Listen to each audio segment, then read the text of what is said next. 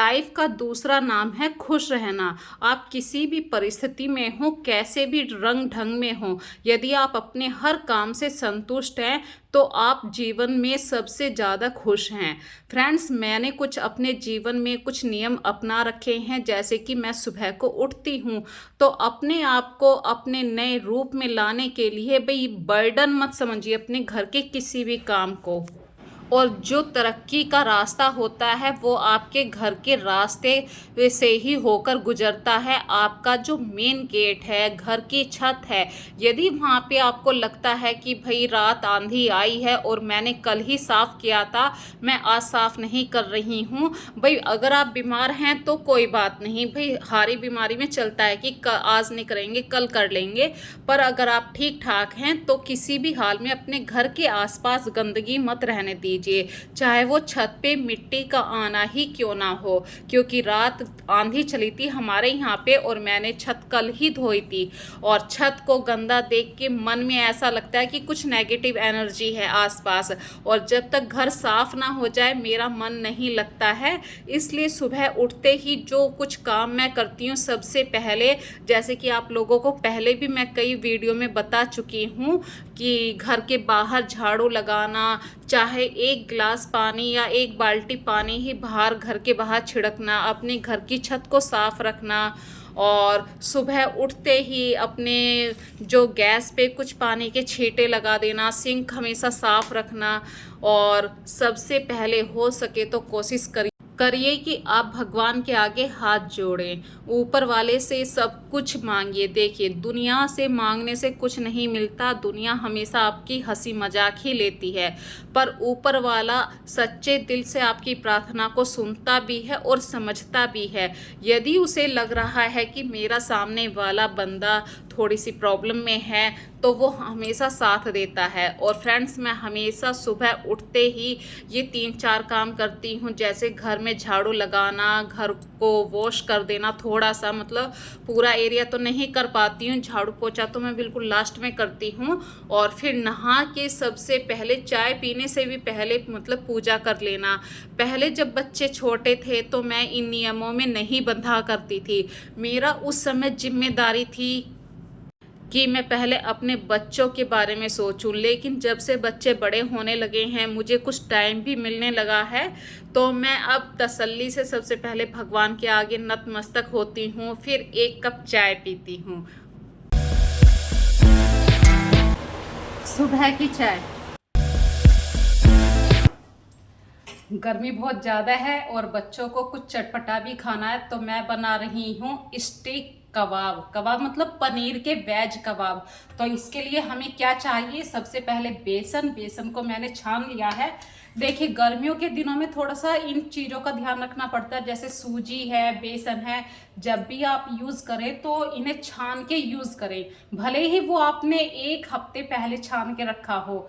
गर्मियों में जो कीड़ा होता है वो बहुत जल्दी ग्रो करता है, इसीलिए मैं हमेशा इन चीज़ों को छान के यूज़ करती हूँ। ये तो एक छोटा सा टिप्स था। चलिए स्टार्ट करते हैं आज की वीडियो।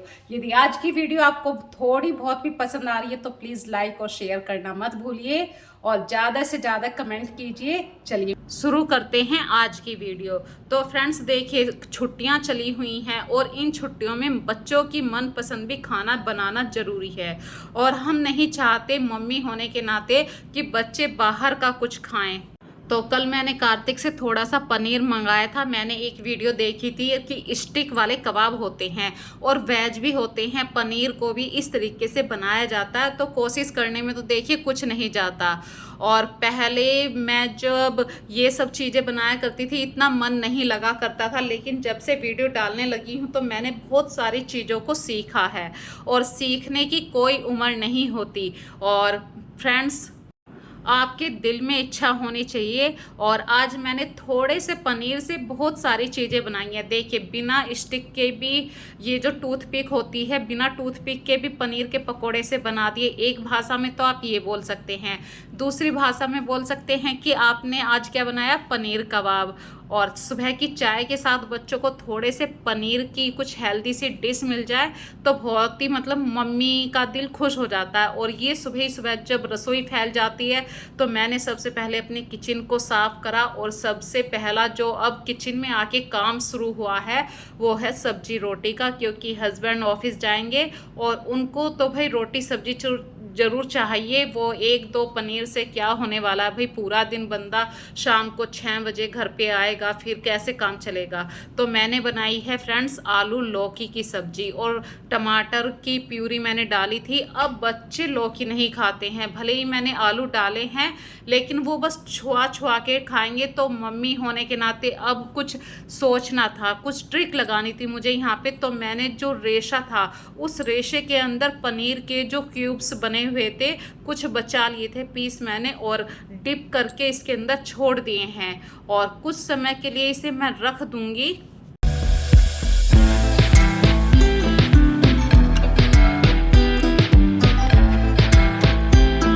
और इतनी देर में मैंने गर्मा गर्म रोटी सेक दी है। और गर्मियों में तो ये कहते हैं कि गरम गरम एक एक रोटी आए तो स्वाद लगती है, गर्मी हो या सर्दी हो। देखिए ठंडी रोटी में तो किसी को भी स्वाद नहीं आता। और मैंने जो पनीर की सब्जी को 10-15 मिनट के लिए ढक के रखा था, अब उस पर मैं डाल रही हूँ 2 चम्मच देसी घी। पनीर ने जितना भी मतलब गाढ़ी सब्जी का रेशा पीना था वो पी लिया है। अब बच्चों को लग रहा है कि मम्मी ने हाँ शायद आलू लौकी नहीं बनाए हैं हमारे लिए। तो इस तरीके से देखिए हम अपनी रसोई में कुछ ना कुछ ऐसा जुगाड़बाजी कर ही लेते हैं कि बच्चों के लिए कुछ हेल्दी भी हो और वो अपना भर पेट भी खा लें। गर्मियों के दिनों में यदि आप ये सोचते हैं कि बच्चे बाहर से कुछ खा लेंगे तो देखिए ना तो वो हेल्दी की आप गारंटी ले सकते हैं, और वो कब का बना हुआ ये भी आप नहीं जानते। तो कुछ बातों के लिए तो देखिए आपको अपने बच्चों के भविष्य के बारे में सोचना ही पड़ता है, ताकि उनकी हेल्थ सही रहे। और जब घर का सारा खाना पीना हो गया है, मैंने भी खाना खा लिया है, देखिए खाली पेट तो मुझसे भी काम नहीं होता है।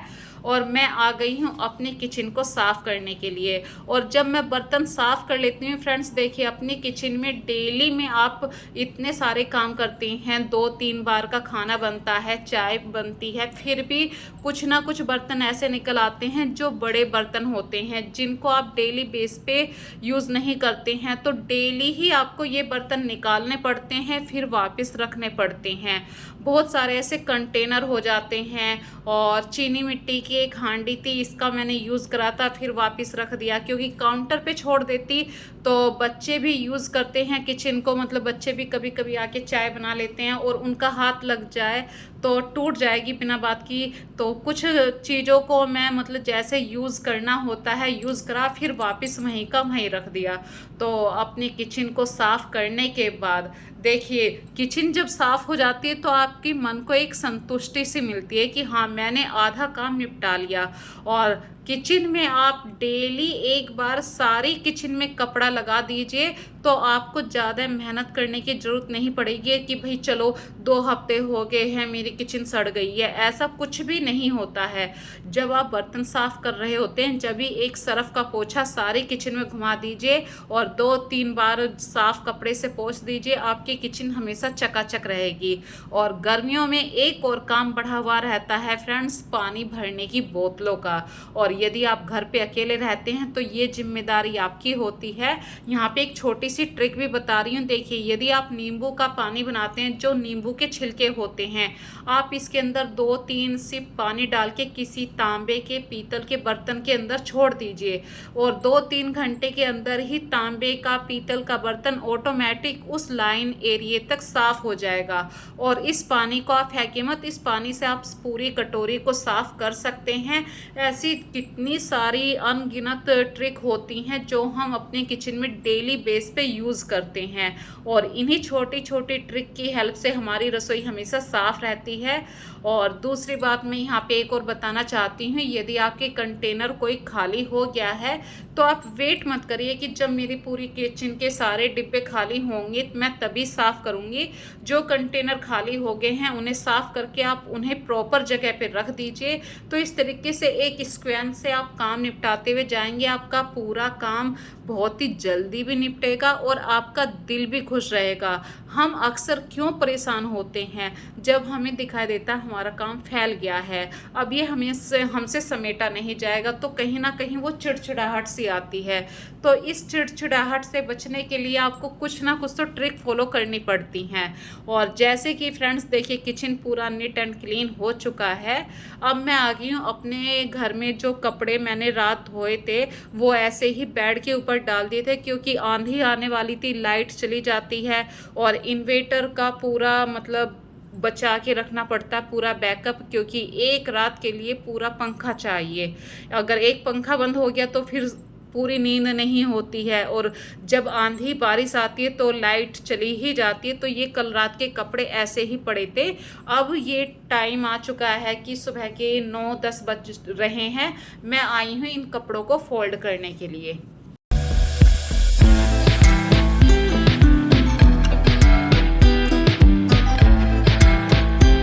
और आप जब इन कपड़ों को फोल्ड करें, देखिए इस समय आप अपने घर के बिल्कुल अकेले होते हैं। आपको पता रहता है कि क्या काम मुझे कैसे करना है।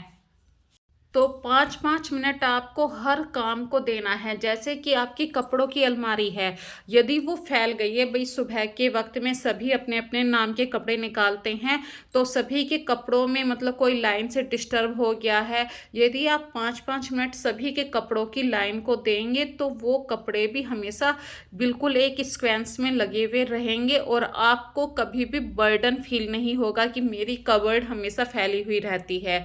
हाँ, हो गया कभी महीने में एक बार, तो उस दिन आप तसल्ली से बैठ के सिर्फ एक ही काम करिए कि भाई आज पूरा दिन मुझे मतलब 2-3 घंटे अपनी इस कबर्ड को ही देने हैं। तो इस तरीके से जब हम काम करते हैं तो वो काम कभी भी हमें बर्डन नहीं लगते हैं। और ये जो काम मैं अभी कर रही हूँ, सभी के कपड़े हर किसी की लाइन मैंने अलग अलग बना रखी है। इससे क्या होता है कि मुझे प्रॉब्लम नहीं होती है। सभी अपनी अपनी लाइन से अपने अपने कपड़े निकालते हैं और ना ही वो कपड़े ज़्यादा फैलते हैं। और कल फ्रेंड्स मैंने ये चेयर के कवर वॉश करे थे। ये भी एक काम होता है कि मतलब आज आपने चेयर के कपड़े निकाल दिए हैं, टेबल का कवर निकाल दिया है, फिर एक दिन आप पर्दों को ले लीजिए, एक दिन बेड शीट को ले लीजिए। ऐसे ही जब आप एक रूल बना के चलते हैं तो आप अपने घर के बहुत सारे कामों को इजी कर लेते हैं, फिर आपको ये बर्डन नहीं लगते हैं। तो ऐसे ही देखिए, मैंने ये चेयर के कवर निकाले थे कल धोने के लिए, पर माइंड से कुछ बातें स्लिप भी हो जाती हैं। जो डोरी मैंने डाल रखी थी उन डोरियों के अंदर मैंने गांठ लगाना भूल गई, और जब मशीन के अंदर कपड़े घूमने लगे तो वो डोरी भी निकल गई। अब जब अगले दिन मैंने ये काम करना शुरू करा, चेयर के ऊपर कवर डाल रही थी, तो मुझे याद आया कि डोरी तो निकली हुई है। अब ये काम बढ़ गया था, मतलब 2 मिनट नहीं, पूरी 10 मिनट मेरे को फालतू लगी हैं इस काम को सही से फोल्ड करने में, चेयर के ऊपर कवर सही से लगाने के लिए। तो कभी कभी हो जाती हैं, कुछ गलतियां भी हो जाती हैं, और गलतियों से ही हम हमेशा सीखते हैं। तो मैंने फ्रेंड्स ये पुराने कर्टेन थे, अपनी एक वीडियो में बता रखा है कि मेरे पास ये जो चेयर थी ये बिल्कुल नई आई थी, और इन पे एक कवर था, प्रोटेक्टर सीट लगी हुई थी। लेकिन जब बच्चे घर में होते हैं तो कभी ना कभी पेंसिल की निब लगा देना, ब्लेड लगा देना, ऐसा हो जाता है, और वो मतलब प्रोटेक्टर हट जाता है, फिर हमारी चेयर इतनी सेफ नहीं रहती है। तो मैंने तभी अपने पुराने कर्टेन से इन चेयर के कवर बना दिए थे। और जब आज चेयर के कवर अच्छी तरीके से लगाए हैं तो टेबल का कवर भी चेंज करना बनता है।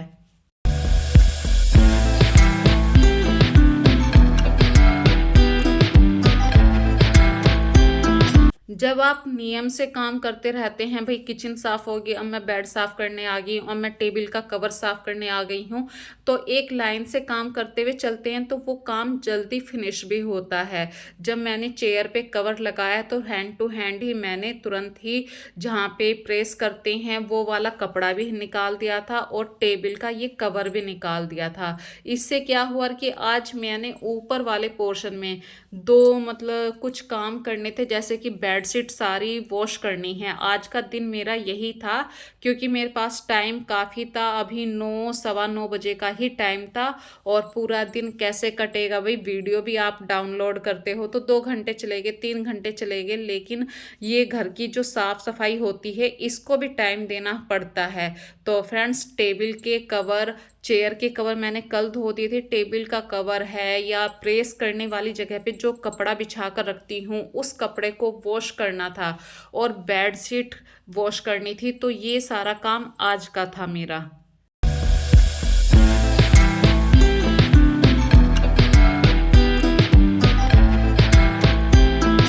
और धीरे धीरे देखिए मैंने अपने घर का बहुत सारा काम ऐसे निपटा दिया है। और गर्मियों में एक और बात बताती हूँ, ट्रिक है ये भी। जहाँ पे आपकी डाइनिंग टेबल होती है वहाँ पे आप हमेशा एक थर्मस हमेशा भर के रखिए पानी की, क्योंकि थर्मस के अंदर हमेशा पानी ठंडा रहता है। बार बार फ्रिज खोलने से उसकी गैस भी निकलती रहती है और गर्मियों में लाइट की प्रॉब्लम भी होती है। तो ये एक ट्रिक मैंने आप लोगों के साथ शेयर करी। दूसरी बात अभी शेयर कर रही हूँ, जब आप टीवी पे या कहीं पर भी कपड़ा गीला लगा रहे होते हैं कि भाई रात डस्ट आई है पूरे घर में और आपको डस्ट से एलर्जी है तो डस्ट तो साफ करनी है, तो आप एक सूखा कपड़ा भी रखिए और गीला कपड़ा भी। जहाँ पे आपको लगेगी भाई यहाँ पे डस्ट ज़्यादा है तो वहाँ पे गीला कपड़ा यूज़ कर दीजिए। और जैसे कि टीवी था, अब टीवी पे गीला कपड़ा यूज़ नहीं हो सकता तो वहाँ पे एक सूखा कपड़ा लगा दीजिए। तो इस तरीके से आप एलर्जी से भी बच जाएंगे और आपका घर भी नीट एंड क्लीन होगा। और जिस दिन आंधी आती है तो फ्रेंड्स देखिए पूरे घर को आप कितना भी बंद कर लीजिए, उस दिन आपके पूरे घर में कहीं ना कहीं ज़्यादा किरकल सी दिखाई आपको देती है। तो आज का दिन जो मैंने पूरा ये सोच रखा था कि मुझे कपड़ों पे ज़्यादा फोकस करना है, तो ऊपर वाले बेड की तो मैंने आज बेडशीट चेंज कर दी है, साइड वाले बेड की भी चेंज कर दी थी। जो नीचे वाला बेड है जिसको अभी आप क्लिप में देख रहे हैं, इसकी बेडशीट मैंने परसों चेंज करी थी। तो ये एक बिल्कुल पैक कमरा है क्योंकि ये एसी वाला रूम है, तो इसको बिल्कुल ओपन मैं बहुत कम करती हूँ क्योंकि एसी चलता रहता है, फिर उस एसी की ठंडक बाहर निकल जाती है तो इसमें डस्ट आने का सवाल ही नहीं था। तो आज फ्रेंड्स मैंने आप लोगों के साथ बहुत सारी बातें करी हैं। इस तरीके से मैं अपने घर के काम निपटाती हूँ बिल्कुल टेंशन फ्री होके। और जब आप काम निपटाते हैं तो आप किसी और के लिए काम नहीं कर रहे हैं, ये आपके खुद के काम हैं। यदि आपको लग रहा है कि भाई मैं थोड़ी सी थकान फील कर रही हूँ तो आप एक कप चाय पी सकते हैं, थोड़े गपशप कर सकते हैं, म्यूजिक ऑन कर सकते हैं, बहुत सारे। देखिए आज के टाइम में तो इतने सारे रास्ते ओपन हो गए हैं कि आप कैसे अपने घर को नीट एंड क्लीन करें। खुशियों को लाने का कोई अलग से रास्ता नहीं होता है, आप ही के पास होता है। आप किस तरीके से अपने घर के काम को करते हैं उसी से खुशियां बनती हैं। और जब आपके पूरे घर की पूरी सफाई हो जाती है तो कहीं ना कहीं आपका मन उस समय बिल्कुल खुश हो जाता है कि हाँ फाइनली मेरा घर जैसा मैं चाहती हूँ वैसा साफ हो चुका है। हाँ ये है कि बच्चे फैलाते ज़रूर हैं। देखिए अगर बच्चे नहीं फैलाएंगे तो फिर काम कैसे चलेगा। बच्चे तो बच्चे होते हैं, हम भी कभी इस उम्र में थे और हमने भी ये सब चीज़ें इतनी उम्र आने पर ही सीखी हैं। तो जब बच्चों का टाइम आएगा बच्चे भी सीख जाएंगे। आज हमारा काम है कि पूरा बिल्कुल दिल खुश हो के काम को करना। यदि आपको लग रहा है कि हाँ मेरा मन नहीं है तो उस दिन आप उस काम को छोड़ दीजिए, क्योंकि कहीं ना कहीं यदि आप माइंड में कुछ अपसेट लेके बैठे हैं तो वो काम का रिजल्ट भी अच्छा नहीं होगा। तो फ्रेंड्स आज मैंने आप लोगों के साथ बहुत सारी बातें करी हैं। फिर मिलेंगे एक नए कॉन्सेप्ट के साथ, तब तक के लिए अपना ध्यान रखिए। Bye bye.